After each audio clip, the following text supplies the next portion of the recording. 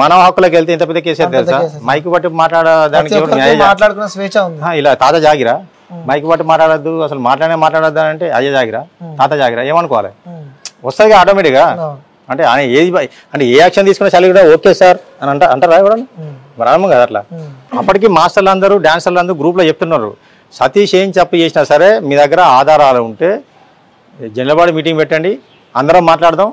తప్పు తప్పే ఎవరు చేసినా ఎవరు తిట్టినా తప్పే అన్నప్పుడు ఆ జనరల్ బాడీలో పెట్టి అందరికి వినిపించడానికి యాక్షన్ తీసుకుంటే అందరూ చెప్తున్నారు.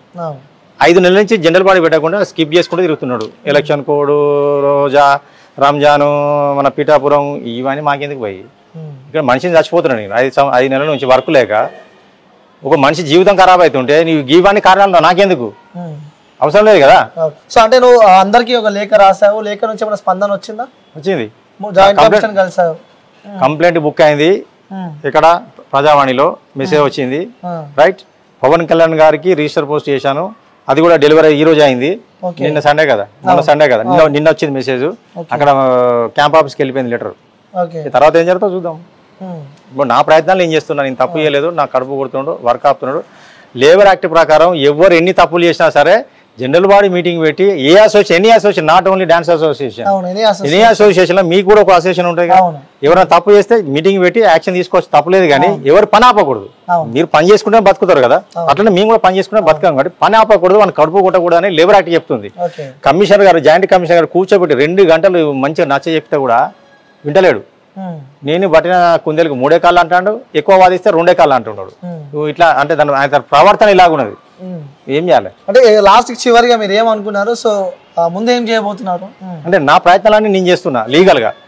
నేను ఫస్ట్ ఫెడరేషన్కి వెళ్ళాను. మా 24 యూనియన్స్ కి, సినిమా క్రాఫ్ట్ కి సంబంధించి 24 యూనియన్స్ కి ఫెడరేషన్ ఉంటుంది. ఆ ఫెడరేషన్ వాళ్ళతో కూడా చెప్పించా. వాళ్ళ మాట ఇనలేదు కాబట్టి నేను లేబర్ కమిషనర్ దగ్గరికి వెళ్ళా. అతను చెప్పిన గవర్నమెంట్ ఆర్డర్ని కూడా ధిక్కరించింది కాబట్టి నేను పోలీస్ స్టేషన్ కూడా వెళ్ళా. రాయదుర్గం పోలీస్ స్టేషన్ లో కూడా కంప్లైంట్ ఇచ్చాను. ఎస్, అక్కడ నుంచి పవన్ కళ్యాణ్ నుంచి మళ్ళీ సీఎం రేవంత్ రెడ్డి గారికి ప్రజావాణిలో ఇచ్చాను. అంటే అన్ని లీగల్ గా ఆర్డర్లు వెళ్తున్నా. ఇప్పుడు ఏమంటున్నాడు, నిన్న ఏదైనా ఉంటే యూనియన్కి వచ్చి మాట్లాడాలి, ఒక లెటర్ పెట్టుకుంటే మేము తగ్గిస్తాం కదా. నేనేమో అడుకుంటున్నాను, నిన్ను ఎందుకు అడుకోవాలి నేను తగ్గియమని? ఇప్పుడు నాకు ఇంకా పక్కన ఇంకొక మెంబర్తో ప్రాబ్లం ఉంటే ప్రెసిడెంట్ గారు, సెక్రటరీ గారు, పలానా అనిల్తో నాకు ప్రాబ్లం వచ్చిందండి, కొంచెం చూడండి అని చెప్పి నేను లెటర్ పెట్టుకున్నాను. అసలు ప్రాబ్లమే నీతోటి కదా, ప్రాబ్లమే నువ్వు. అసలు మీరు ప్రెసిడెంట్, సెక్రటరీ, క్యాషువల్ మీరే నాకు ప్రాబ్లము. నేను వచ్చి మీకేం లెటర్ పెట్టుకోవాలి? నేను ఒక ఫెడరేషన్ అని ఉంది, అక్కడికి వెళ్ళినా, వాళ్ళ మాట వినాలి, వీళ్ళు వినలేదు. నేను తర్వాత స్టెప్ బై స్టెప్ వెళ్ళిపోయినా.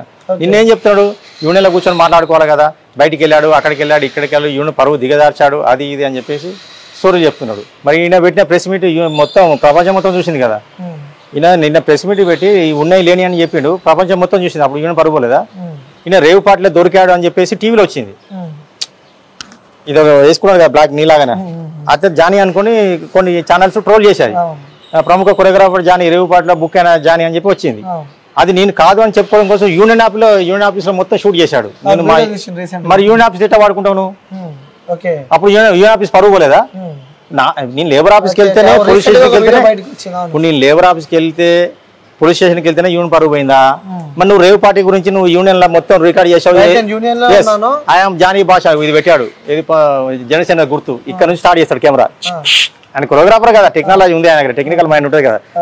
నీకు వీడియో పంపిస్తా చూడు, చూసావా? అక్కడ నుంచి ఇది మా ఆఫీసు, ఇగో ఇది నా క్యాబిన్, ఆ డోర్ కు ఎస్కే జానీ భాష ప్రెసిడెంట్ అన్నాడు, దానికి కూడా జూమ్ చేశాడు.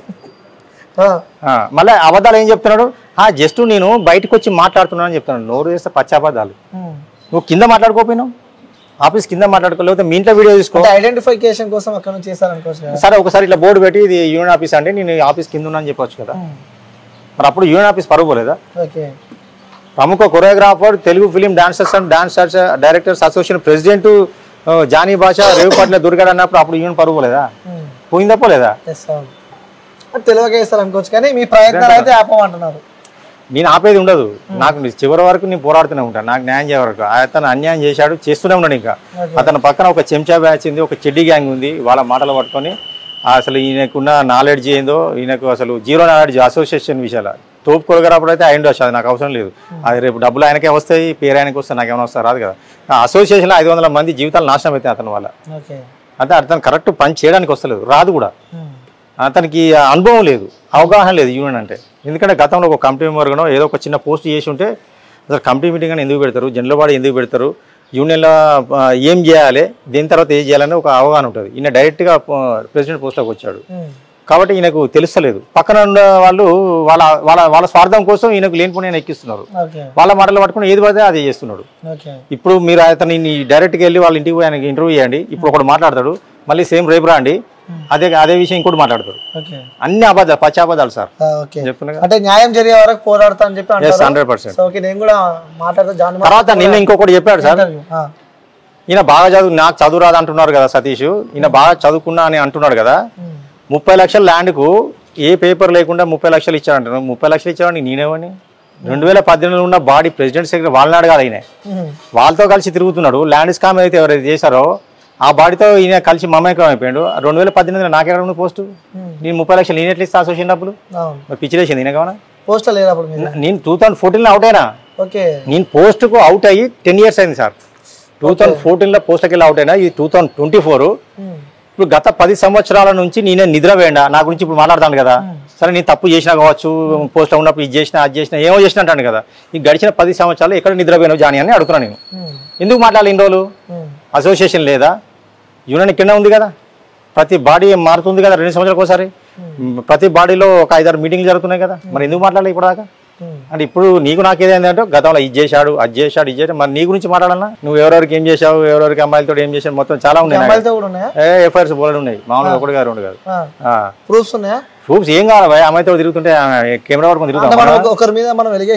నేను ఇప్పుడు పెళ్లి కాకముందు ఆయన మాస్టర్ అయిన కొత్తలో వెంకటగిరిలో ఒక ముస్లిం అమ్మాయి అంటే ఆ అమ్మాయిని లవ్ చేశాడు, పెళ్లి కూడా చేసుకుందాం అనుకున్నాడు. వాళ్ళ ఇంట్లోకి ఇష్టం లేదు, గొడవలు అవుతున్నాయి. అప్పుడు ప్రజారాజ్యం పార్టీ మంచి ఫామ్ లో ఉంది సార్.